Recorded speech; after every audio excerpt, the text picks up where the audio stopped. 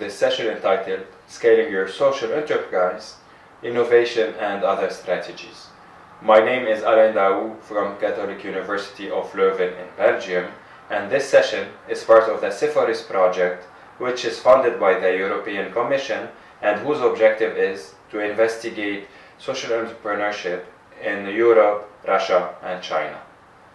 If it's not already done, I invite you to listen to the sessions of this MOOC on social financing, governance, market and society, as well as societal change.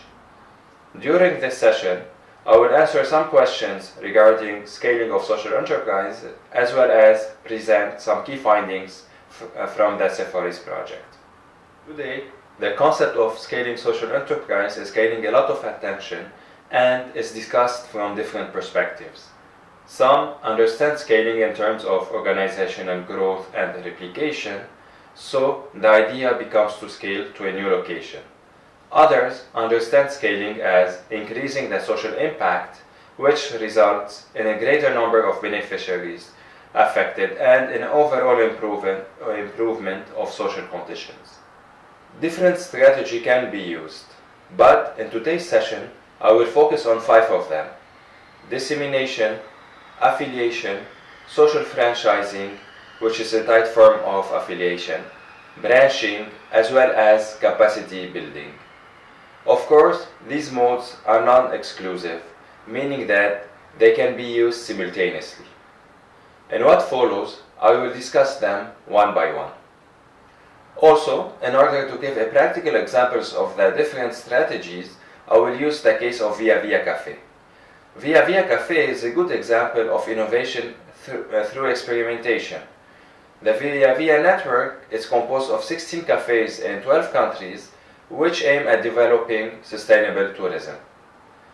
The Via Via headquarters in Belgium developed general guidelines for cafe owners and co-invested with them.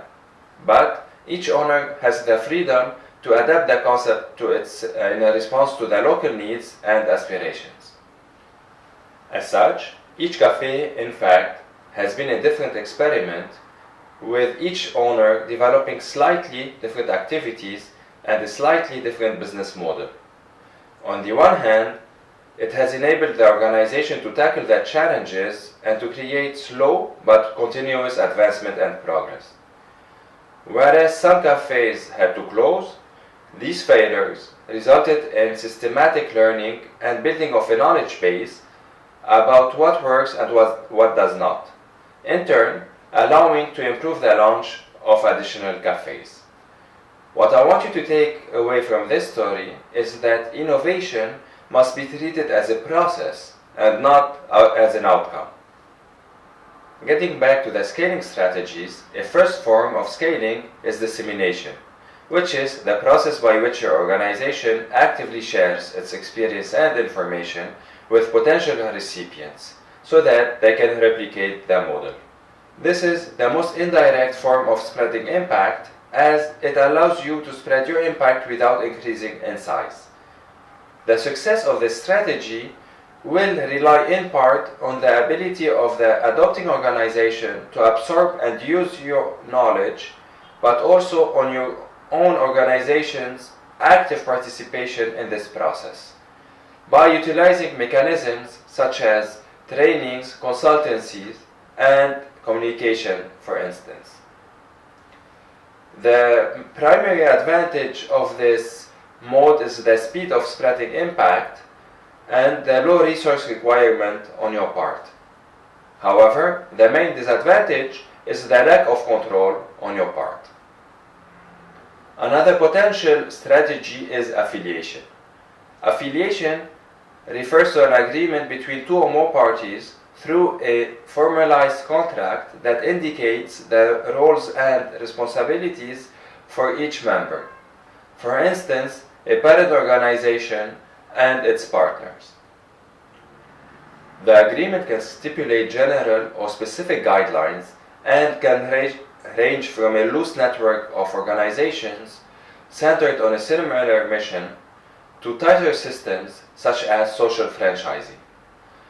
This strategy can also entail setting up joint ventures, and engaging in licensing agreements. The primary advantage of this mode is that it allows you to exercise greater control over the affiliates, thus providing greater assurance of quality control. On the other hand, the disadvantage of this approach compared to dissemination is that it takes longer to getting established and it requires more resources and support from your organization, so it increases the managerial complexity. A third form of scaling is social franchising, which is a tight form of affiliation. This McDonald's approach to social scaling offers the possibility to replicate a proven approach to take advantage of network synergies and to achieve economies of scales. Additionally, it allows you to easily transfer know-how and other resources between you and your franchisees.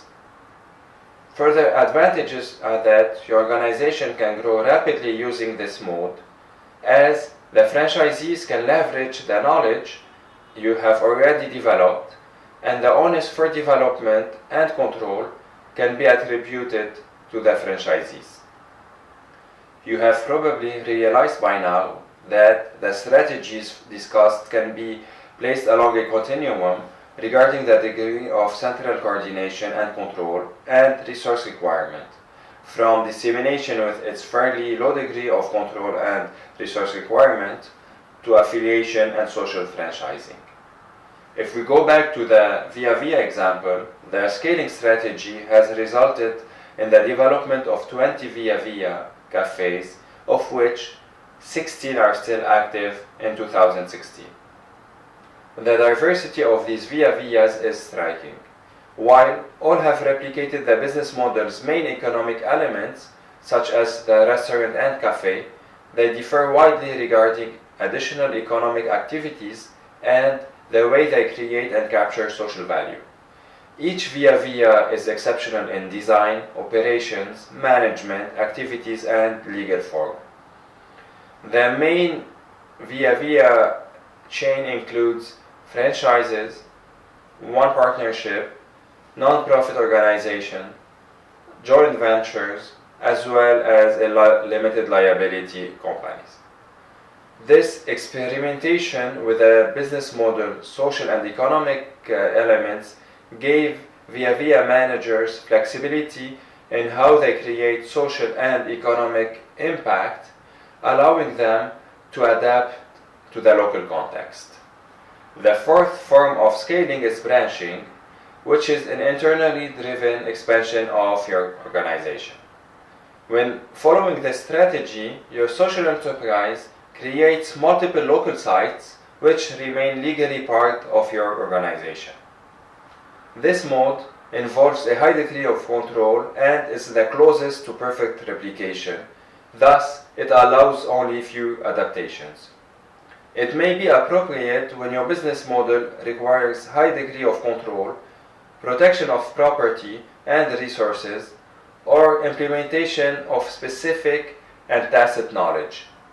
Note, however, that you will need a lot of resources to operate this mode, and that this increase in organizational size can lead to more complexities in terms of management.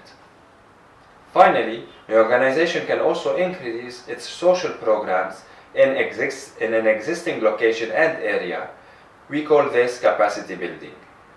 The purpose is to increase the efficiency and productivity of the organization without creating new sites.